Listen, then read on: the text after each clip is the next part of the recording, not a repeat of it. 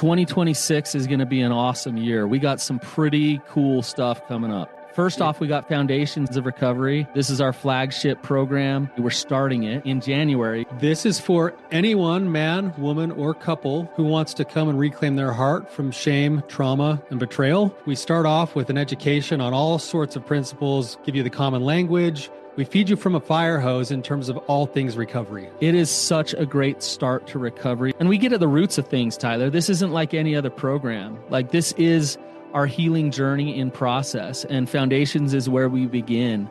If you look at the value that you're getting there to kick off a good recovery with all of the right education, all of the right language, and a team to get you started while also being directed by Brannon and myself through the whole process, what a deal. So if you're interested, if you're struggling, if you've been wanting to do something for a long time, jump into this. This only comes around every so often, and we would love to have you there. Click the link in the description to sign up for it. And to make it even sweeter, we're also including a raffle for a free pass to the Radiant Dawn retreat. Anyone who signs up for Foundations will be added to the raffle for that free Radiant Dawn pass. If you're a man and you sign up for Foundations, your name still gets entered, and you can give that pass away if you win it to any woman that you want to. So what you're saying, Tyler, is if you sign up and participate in Foundations, you could possibly go to Radiant Dawn for free? That's exactly what I'm saying, which is crazy because Foundations by itself is already an insane value. Man, I sound so salesy. But it actually is awesome. So come to Foundations.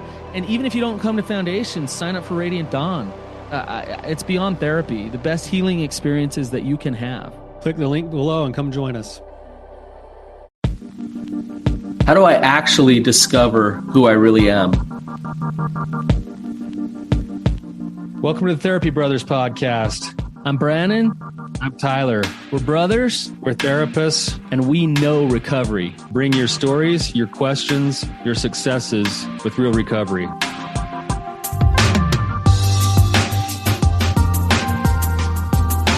Hey, Tyler, you ready to have some hard conversations? Let's do it. Let the Therapy Brothers podcast begin. Brannon, how's it going, man? It's going well. Going really good. How are you? Doing great. It's amazing to me that we're at this point of recording. We are literally like almost only a month left of summertime. And I just can't believe how fast that goes. It's like you cram your family so full of everything that your summer disappears before you even get a chance to enjoy it.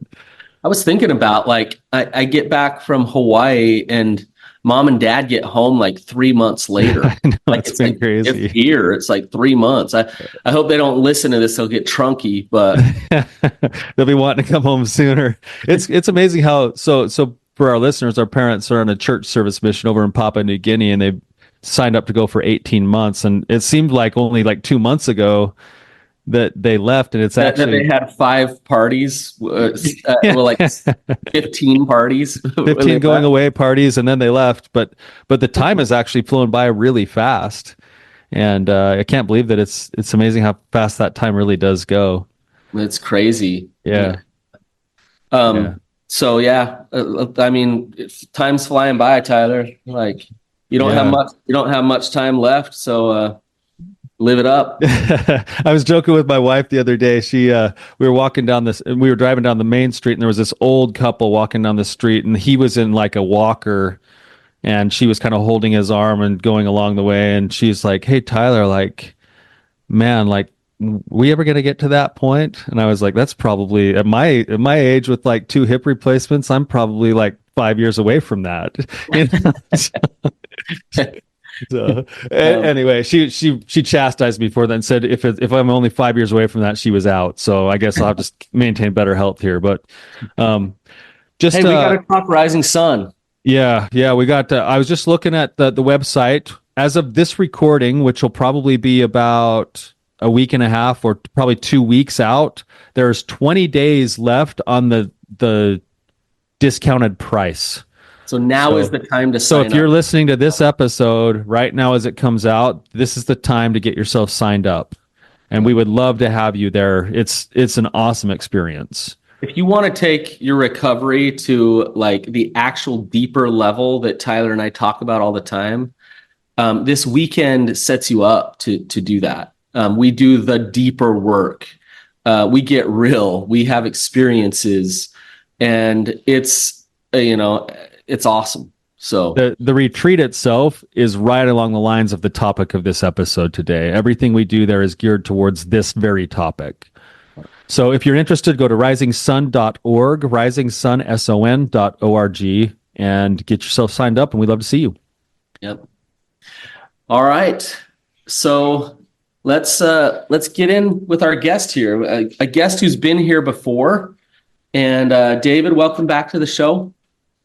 Oh, thank you for having me. Yeah. If you could just fill us in, tell us what's been going on with you since the last time we talked, and just kind of ask any questions you have. Sure. So I think last time I was on, I was more in the beginning of my recovery journey. I had kind of just come out of a period of time where I had a 4-year period of affairs that had been discovered. And my wife and I had started to go to individual and couples therapy at that time.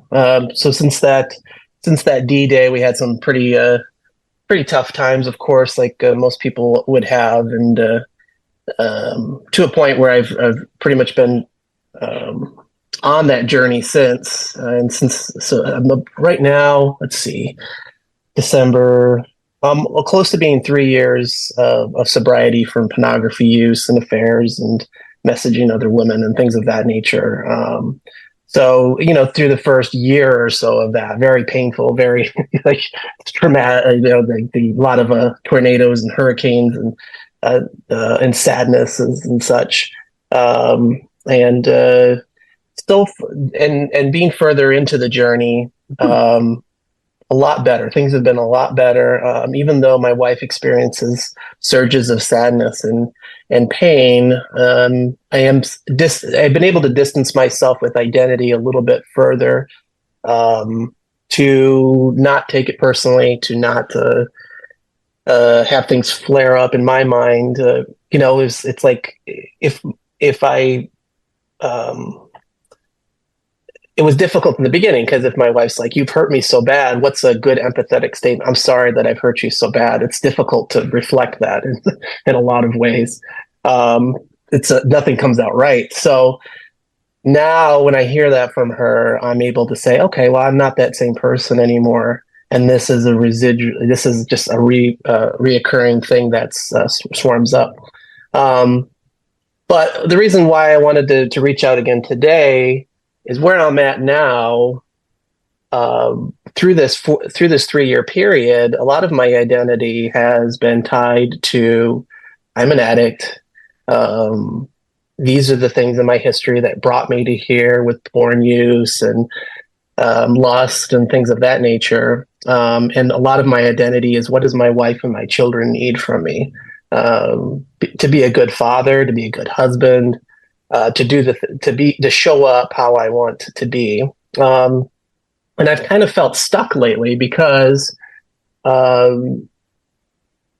there are things that will sometimes come up which flare for me. I'm like, well, I need to put my foot forward and say, well, here's what I believe. But often I'm still in some reactionary mode where they say, well, here's what the need is, and I go along with it. And I feel like that go along thing is still kind of ingrained in me.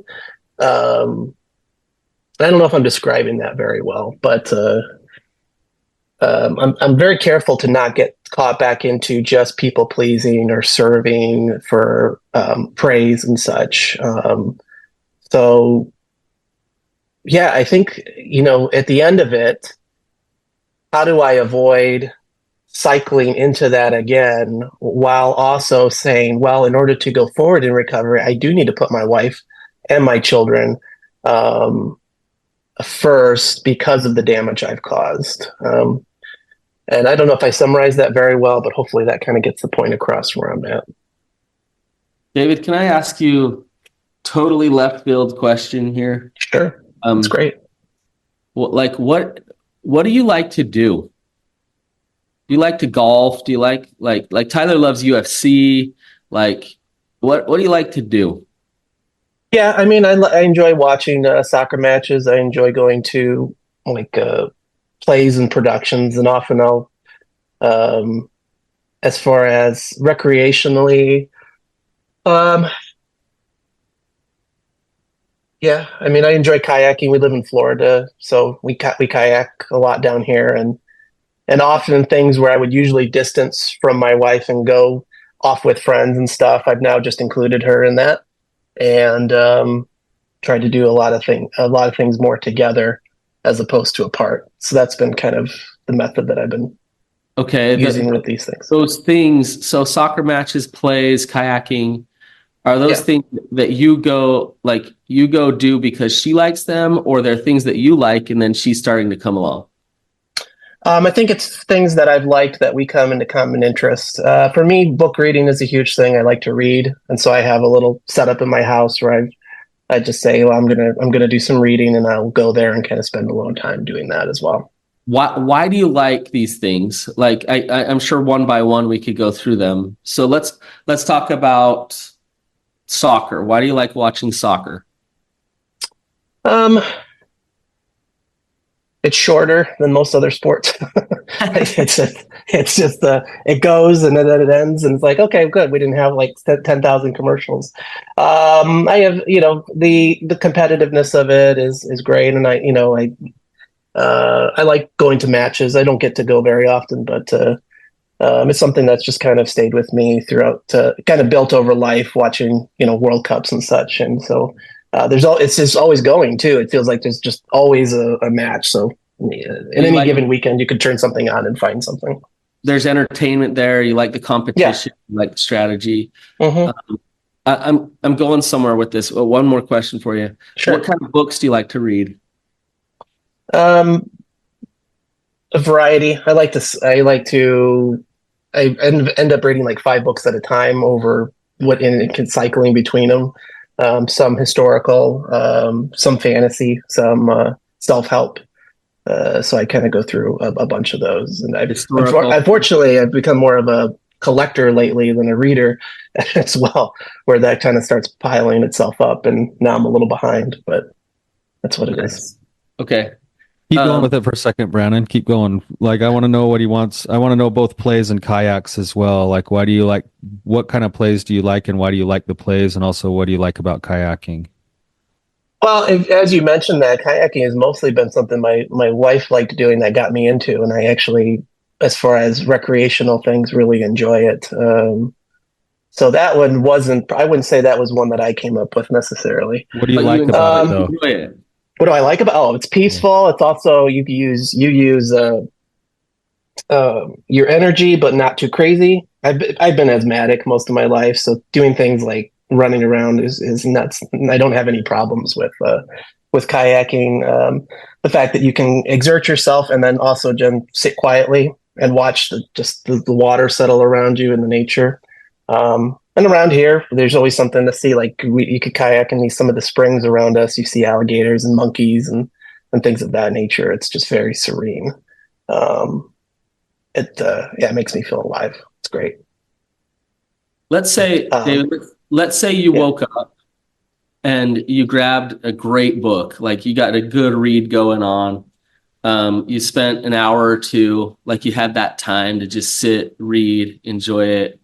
You then went for your morning kayak, came home and watched an amazing soccer game, and then went and took your wife out to a play that night. Would you feel alive? Yeah, I would. Yeah, that'd be a good day, wouldn't it? It'd be a great day. Yeah. And you'd feel alive because those are things that you love, because you feel certain emotions and your heart connects to those things. Your body and your soul is present when you do those things. Right. Right. Okay. So that feeling of like presence and just being in that moment and doing things that you love. Let's contrast that to the spinning in your head of am I okay? Am I okay? Am I sober enough? Am I a good husband? Am I right? So it's almost an anxiety that goes on, It is, yeah. right? So Hmm. like if you spend that perfect present day in just feeling alive and just being you versus like worried about whether things are okay, whether you're okay, what's the difference between those feelings? I mean, it's night and day. To that anxiety cycle, if I'm okay, is to know. One is knowing I'm okay, and one is wondering I'm okay. I guess is probably the best way. Say more. What do you mean? Say again. What do you mean by that? Knowing versus Well, one. if I'm doing something that brings me joy and such, I'm like everything's great. Like I feel good. I'm okay, right? As opposed to, and especially if I'm like you said, just that whole day you plan, I wouldn't feel anything out of uh, out of sync, out of focus. It would be like this is a great day, and I don't really have anything to worry about.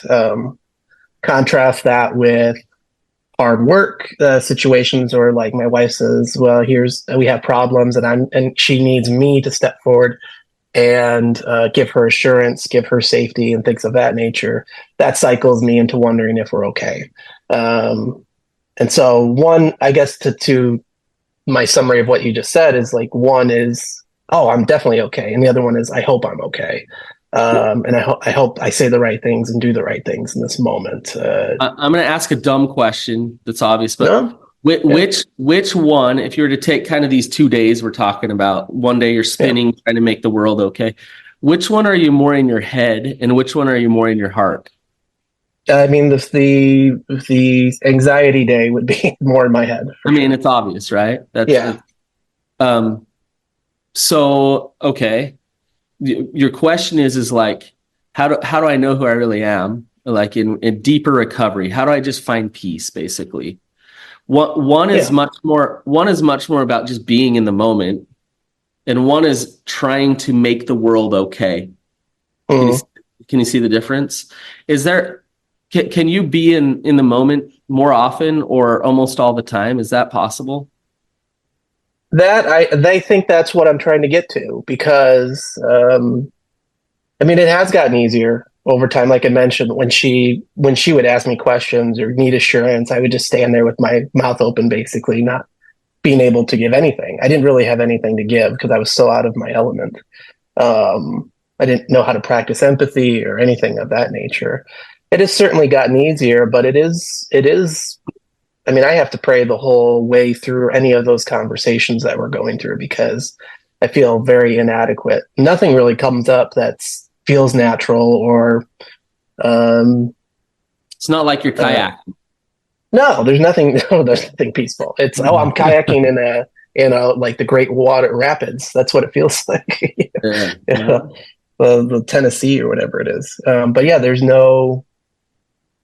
It's like walking through a landmine field, basically, and often I feel lucky to get through it without any explosions. Yeah. I'm hearing a couple of things. One is like with that, David, based off of where you came from to where you are now, you wouldn't even step into the minefield years ago. Now you can step Mm-hmm. into the minefield and you're trying to dodge the mines, and you've actually acquired some skill. You've actually gotten better at some things. You've actually grown into yourself a little bit, which allows you Mm-hmm. to even contemplate, hey, is this a place where I should take a stand, or is this a place where I should just concede? So there is some work that's happening inside of you that's been going on over the last couple of years that would illustrate that you're moving, I think, in the general right direction. I want to maybe just back up to a little bit of what Brannon was doing and where he was going with you a little bit, and then I want to see if I understand maybe part of your dilemma. The reason he was asking about all those things you said is because underneath each one of those things are principles and values that matter to who David is. Right. So It's a window into your soul. Like, it's like, who are you a little bit? I know just by what you said about soccer, plays, kayaks, and books that you enjoy competition. you enjoy time efficiency, you enjoy sharing something with your wife, you enjoy peaceful places, nature, you enjoy being able to exercise and you use energy without having to have your asthma flare up, you enjoy Learning. history, learning, you love to improve yourself, but you also like to be able to check out into places with your fantasy. Right? Is that pretty accurate?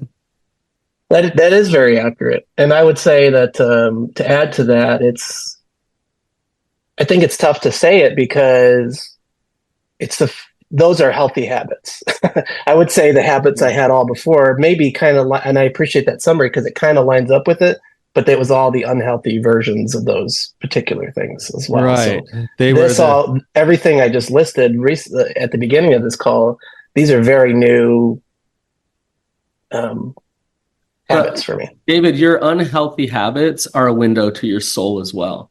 So but if you have all the shame around them, you won't get out of, you won't be able to look at them and understand yourself. So I'm not saying you want to keep all those unhealthy habits there because it's just who you are, but there is an element of who you are if you're able to actually look at them. Even your sexual acting out and some of your fantasies there, we can say, like this is this part of David just trying to be alive because you feel dead otherwise, right? So, the exercise is to ask the question of what are the values underneath this thing, even the unhealthy ones. And so what you're doing now, David, is you're trying to replace the unhealthy ones with healthy ones. But in the unhealthy ones, the question is worth asking, like, what are the values that are driving this thing? You know, I value being valued. I value like whatever it is. Like once you start to identify those values, that's how you start to identify who David is. And now what we're hearing is like there's another side of this, and there's a David that also values being loyal. He values fidelity.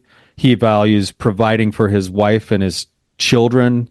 He values showing up strong. He values integrity. He values trying to repair things that he's broken, accountability. And what I'm hearing you wrestle with now is like, is there a line at which my empathy and my understanding and the care of my wife and my child begin to get in the way of some of the other things that I value?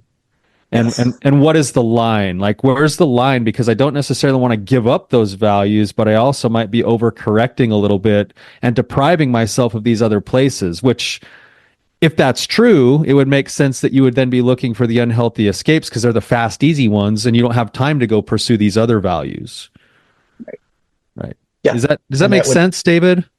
It does. And I would say that was, every time I review one of the unhealthy habits, I can kind of go back and say, oh, this is what I was looking for, or this is what I was searching for, and trying to find that need to be met in my current relationship and marriage. So, but yeah, I understand what you're saying with that. It's, it's Tyler, complex. as you're talking, like you're getting me thinking, values absolutely contradict each other. Sometimes.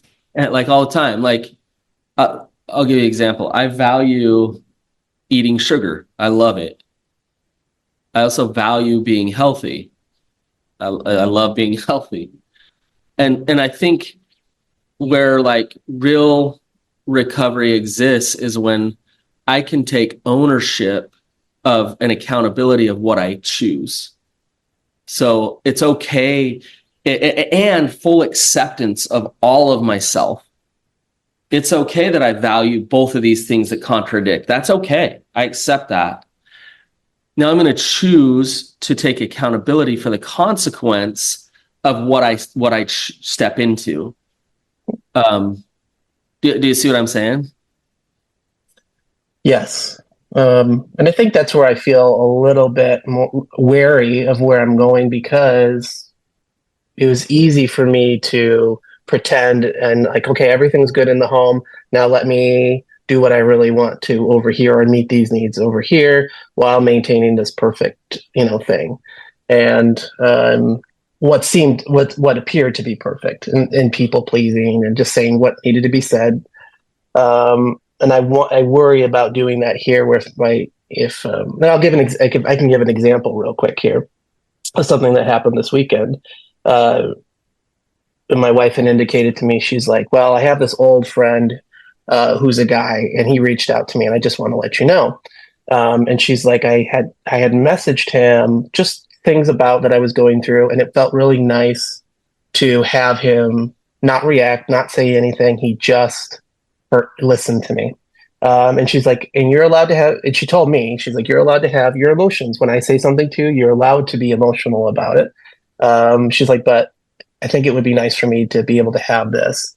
And so what I'm hearing in my mind is, okay, this is what my wife needs. And like, that's how I've been acting the whole period of time. And then there's another part of me which goes, I don't think I'm very comfortable with that. I'd like you to tell me everything, and I will give you what you need. And then there's the third part, I would say, maybe, which is that desire between being too loose or too controlling with your partner, and so through that whole situation, and I'll be honest, I haven't really come to any concrete decision except verbalizing my feelings. I'm lost, and I'm in a whirlwind, a tornado on what to do. And to me, I'm like, wow, I'm not stepping into any, I don't feel strong, right? I don't feel valiant. I feel like I'm fighting a lot of different feelings that don't settle into any particular identity. And that's where those two identities clash, even too. Wanting to give my wife what she needs versus what my soul is telling me, hey, I don't know if I'm comfortable with this, and I think I can be the person that meets this need. If that makes sense, what I said, I hope it does. Mm-hmm. Yeah, it's a perfect example of the principle Brannon was just talking about and this can change per situation of what are the values that I have, and they're being pressed upon now against each other almost. I'm feeling conflicted because I want to support, I want to not be needy, I want to be able to let my wife do whatever she needs to do to take care of herself. And my own value system says there's like a red flag going off here that's like, this doesn't quite feel right. And I feel like I could step into that role a little bit more. And do I have a voice on that? Do I stay quiet? Do I fully support it? Do I do something if she decides to do whatever she does? And do I do something to protect those other values of mine? Like that's a perfect example of how do you try to find the balance across all of those values? And sometimes you have to place one value above another one for a particular situation. And then the next day you might have a different situation and you might have to move the other value up above that, based off of what's going to be most effective for maintaining your internal sense of self and your integrity. Yeah, that's difficult because when you mentioned that anxiety situation of trying to get to the right place, it feels like that one just doesn't have a clear answer to me. I don't see it as that unclear. So hang on here. Let's walk through this. So you value your wife feeling like safe and making her own choices, not making her own choices, and right. Yeah, but deep down, what do you really want? Deep down, I want to be everything that she needs. I want her to be happy, and I want to be at peace. I think those are my top things. Okay. You want to be at peace and you want her to be happy. Okay. So her being happy, is that totally in your control? No, right? But what is in your control when it comes to peace and her happiness? Giving her what she needs as far as safety, or showing up. Okay. Because my tendency has often been to avoidant attachment stuff. So if she says, "Hey, I want to connect to this other guy," and what does showing up mean? What does that look like?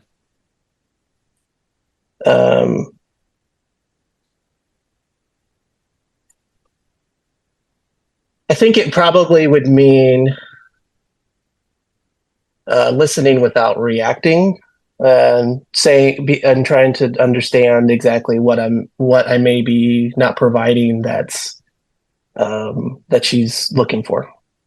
What about, okay, that's good. That's like holding space for her and Being curious, sure. yeah. But what about like David showing up in that moment? So if it's not just about her, that your feelings come into play, what does that look like? If I just showed up without any fear of or anxiety in that sense, well,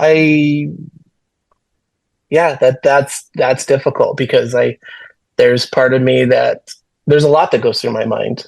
There's part of me that goes, well, I did this. So there's the shame part, I would say, which says I did this, so I deserve it if she ends up doing it. But that's and then I have not to fight you. that one. Yeah, that's not. I was just going to say that. What if David showed up? That's not David. Peter. I guess if we cut to the chase, then I don't know. Yeah, that's a little defeating question for me. I don't know. I mean, that hurts to not have an answer, I think. Well, does it piss you off that she's connecting to this other guy? Does it make you sad? Does it make you scared? Yeah, all three. I would say it makes me jealous. It made me feel inadequate, that I missed something. And it does unsettle me, being scared to that I'm not enough. That maybe I'll never be able to give her everything she needs. Yeah. Okay. So Brannon, you can hear inside that. I know you're going to go a different direction with this, but really quickly, you can hear inside that answer that there's actually parts of David that are authentic David, and there's parts of David that are just the shameful David. Yeah. And so there's actually two sides of work here to be done in what your answer was. You have the own internal shame resiliency work to do with meeting those thoughts of fear and inadequacy with self-compassion, understanding your normal kind of like work that you're already doing towards growing into yourself. You have to own that. That's your part of it. But there's also some values here that are not having a voice. And I'm wondering, David, like this is going to sound weird, but like you've been the guy who's done these things before, right? Right. Who better than to sound the alarm of warning? like this, like honestly, if you came to your wife today and were like, hey, you know what? I just met this lady, nothing big. She just really listens to me without judging me. And she's just going to be a real nice landing space for me. So I'm just going to have contact with her for a while. Is your wife going to be like, good on you, Dave. Glad you found that good place to land. Right. Yeah. That wouldn't be the answer. No, sure. because it's ludicrous. Yeah. It's actually not wise when you profess to value fidelity inside of a relationship. Right. And it would be okay for David, even with the mistakes that he's made, to say, hey, I've done these kinds of things before, and I know I don't really have a leg to stand on, but this isn't a wise idea. And right. And if you choose to follow through on that, this is what my experience is going to be. And my experience might lend itself to need to do certain things to protect my. And I would say I did have that particular conversation. I did talk about the fidelity, things that I learned through it. And then at the same time, I can also see her pain being a part of it. There's a lot of versions of her that just want to not experience so much pain. And I think that is a part of that outlet that she's trying to just find different ways because she's like, well, he lives way far away and I'm not attracted to him, and these things that in her mind make sense, but also I'm like, well, based on my experience, that stuff doesn't matter if you're there's many regrets I have. I wish I had been able to say all those things to my wife. I would have avoided a lot of things by just saying them to her, as painful as it would have been in the moment. So yeah, like you said, I can take that experience, but I think David, I think maybe what I'm hearing too is a risk that you're actually getting way better at empathy, but that you think empathy is then not owning your own feelings too.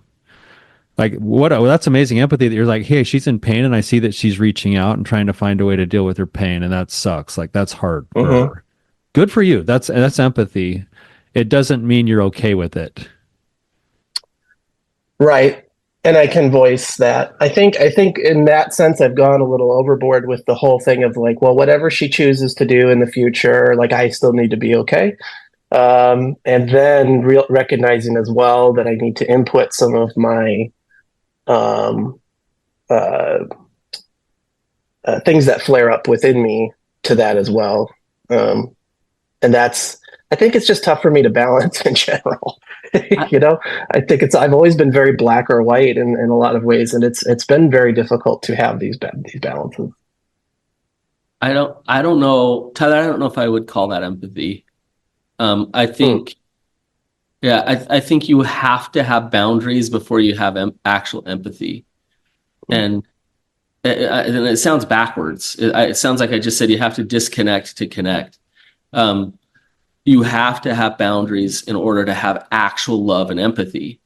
And it sounds like, David, you're operating from a place of a lot of fear when it comes to your attachment, versus being able to love her where she's at. So like, let me give you an example. Let's say I talked to my wife today and she's like, hey, I'm going to be connecting with this other man a lot. And it's safe. We're not going to be having sex, but I'm really, really connecting with him. Right.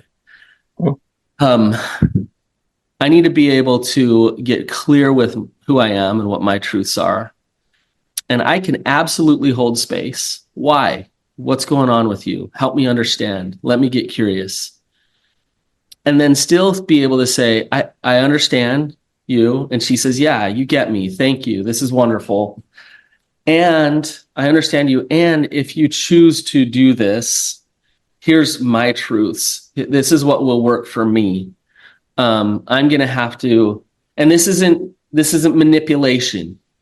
This isn't, I'm not trying to passive aggressively get her to do one thing or another. I'm simply showing up honest myself. If you choose to do these things, this is what I'm going to have to do to protect my heart in order to stay in my integrity and authentic to you. And so this is what will work for me. Now, if I just throw those things by the wayside, all of the, taking care of me by the wayside, and then I say, I throw those things out because I want to empathize with her, that's not empathy. I have to know that I can stand on my own 2 feet so that I can really ask her and get curious about what's going on with her. Why? What's going on with you? I know that I'm safe unto myself. I can do what's in my control and in my strength, so then I can really care about you. Do you see what I'm talking about? Is this logically? Yes. I think applying it is, and I think that there's something inside me that knows I'm missing that, because that's why I wanted to get on and kind of talk. There's something preventing me from going to that next part that I feel like I need to go to. I mean, I can have sobriety all day, but if I don't go to that next part, I'm just always going to be stuck in this spot, I think. I wonder if there's something going on along with what Brannon's saying. And Brannon, what I think the principle you're trying to say is you can't really give empathy if you lose yourself, because self is what empathy is. It's presence. Good way to put it, Tyler. That's kind of what you're saying is that you're offering self when you're stepping into that place of empathy. So when I sacrifice my truth and myself in order to connect, I can't actually empathize. Yeah. And I think where I was going with David is that he's at least putting himself in her shoes enough to go, that's the beginning part of empathy, to say, okay, this has got to be hard for her. If he leaves it just there and doesn't include self, then like it's going to break down, and he'll have less to give next time, basically. He'll have a lot of resentment. Yeah, exactly. So with that, like, I think where you're going, Brannon, and this is the hard part, David, this is something I run into with a lot of the men that we work with who are in the same boat as you, is it almost feels wrong if you've kind of finally seen the light and you feel bad for what you've done, it almost feels wrong to be the one who instigates more pressure or tension on the relationship for the sake of your values.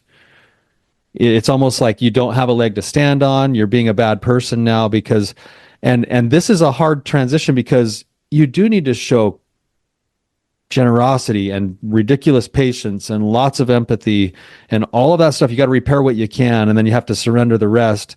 But if you love your partner and you love your relationship, the best thing you can do is offer yourself. And then the relationship will either grow into a new place with two people offering themselves, or it will help that thing facilitate it to go a different direction more quickly, which will save you guys a lot of time and heartbreak in the long run. And so you're actually doing your relationship a favor by actually grabbing your spine back and standing in the values that keep you with your own structure. You're actually offering the relationship a gift when you do that, even though it feels like you don't have a leg to stand on. That makes sense to me. It's an act of courage because it's scary and it doesn't feel quite right for most guys that I work with. No, because it feels selfish again. And the risk is that you're used to doing things selfishly and protecting your supposed honor and getting defensive and manipulating. And so it feels the same way, which is why you have to have awareness and curiosity and ownership of the values that are below the decisions you're making, so that you know that what you're doing is towards the right cause rather than just to protect your ego. If it's just to self-sustain your ego, you're actually going back into the wrong places. But if you're doing it based off of the true principles of who David is, that's a different story. That makes sense. Let me give you an example that might fit here. So my daughter was behaving poorly, and she was lying to me a little bit, and she was getting on this iPad. And so I knew that if I went and confronted her about the iPad, that the nuclear bomb would go off and I would be the worst guy ever. And so I could easily talk myself into saying, well, just let it go. I don't want all the issues. I don't want all the problems. Plus, I feel like I'm a bad dad because of this, and that. So I don't want her to be mad at me. So am I actually showing up loving her if I just do nothing? No, and then that's been difficult because it feels controlling. I've tried to avoid that. And it doesn't. But I found through mistakes it doesn't work. So yeah, right. If I show up with no truth because the impetus for my choice of showing up that way is fear, it absolutely gets in the way of me showing up with love. And so you look at this whole situation with my daughter. I need to be okay with her being mad at me in order to love her. Yeah. I need, in order to show up in my strength, I need to be okay with her being upset and blaming me. And this isn't, this is a parent-child relationship we're talking about. Sure. But this principle holds true in all relationships. With Tyler, my brother, if I want him to actually love me, he needs to know me, and I need to be able to be honest with him. If I'm fake with Tyler all the time, and I don't want to make waves, and I just want to have him be happy all the time, he's gonna be I don't even know who Brannon is. You see the principle, right? Right. So how do you apply it? Well, in this situation, I would in this particular situation, I would just have to go with my gut and say, yeah, I know where this leads, and it may not in this case, but I know the dangers of confiding in someone who's not your spouse and how that replaces things. And in this case, I'd like it to be me that you're doing that with, not someone else. And if that requires me to sit there and not react for you to get that benefit, I can do that. But I don't feel comfortable with it being anyone but me. Sound like you're between a rock and a hard place. I am. Because on one hand, you want her to want to come connect to you. On the other hand, you're worried that if you show up honestly, it's going to push her away. Yeah, and that's another thing to avoid, because it was easier not to react because my reactions of emotion are honesty as well. Because by not reacting before, it was just like, okay, whatever. But now if I feel something, I'm going to express it. So yeah, it's this particular situation, I almost have to put one thing down to the side to elevate the other. And it's a difficult, and I'm not saying that she created this situation. Obviously she wouldn't be here if I hadn't done the things I did, of course, but there's a delicate balance to what I need to do next in this particular situation too, because she is coming to me saying, I need something.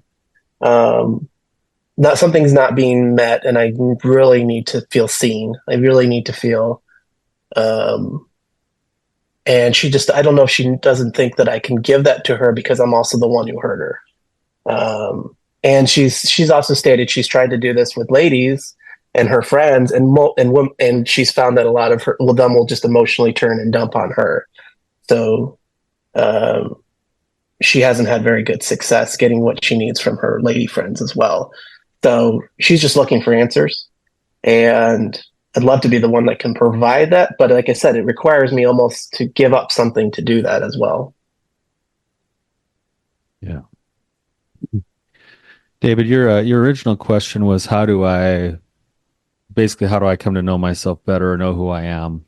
I know we've kind of spent a lot of time on this particular thing, but I think principally speaking, a couple of thoughts just coming to mind as we're getting close to having to wrap up here in a few minutes. I think where Brannon and I have both been going was a couple of things. One is taking the time to try to identify your core values as a person. We do this in our treatment with certain kinds of challenges and assignments, but same types of things we were doing with you today, questions. Every time you do something or don't do something, you can always ask the question, what are the values behind this? And as you start to map those values become the talking points to the way that you then establish your choices and your boundaries as you move forward. So you can always fall back on the values inside of the discussion that you're going to have whenever you have any type of a discussion with anybody. Especially when you're setting your own boundaries there. So what I'm hearing is, what we've talked about is anything we can do to help identify David's values and who David is, especially from that internal place, not just that spinning head place Brannon was talking about, taking ownership of the potential choices based on which values are going to take precedence in this given situation, and then having the courage to make the choice and own the consequences that are going to come for the sake of continued growth and learning. So now you're acting in courage, which is chasing away fear. You're trying to be in touch with what your values are and your boundaries are and your bigger overall goals in a given situation. And in that sense, you are now living your life. You're now intentionally living your life. And I think that'll help you to more fully start to uncover some of those parts of like who David is. Yeah, that is a good practice. I haven't done that before, so that is good. If I could just add to what Tyler just said, you need a source of love and acceptance outside of your wife and outside of women and outside of sex. A source of like love and acceptance. I am okay. I know I'm okay. and I don't need a woman to want me in order to be okay. So whether that source is like, and maybe you have it already, but good men in your life who are there for you, who will support you, your relationship with God, like whatever that is, like finding that outside of her is important, because that's what you'll draw off of to be able to sit in the tough position. I'm hearing a lot from you, David, of I'm just a piece of crap who's messed up so much and I got to fix this. Like I'm hearing that narrative kind of run through you a lot. Well, I think, I feel that less. I would say I felt it all the time before. And by getting involved with men from my church and things of that nature, it has helped to quiet it. But I think probably in this session, I said it so much that it probably persists more than I'm honest about. Yeah, more than you realize. I think it's difficult because every tough conversation that me and my wife have has to do with all that stuff. So to feel like I'm fine and like, oh yeah, I'm a great person, and then to be reminded is difficult, because while I'm not that anymore, it continues to show how deep of a wound was created with my actions. So it's hard to distance from that, I think. David, this is easy for me to say. You did some pretty bad things. Right. But you are not bad. Right. And I love to see what's coming out right now, man. I love to see your heart and your emotion. Like there's real feeling there. Yeah. I love your humanness.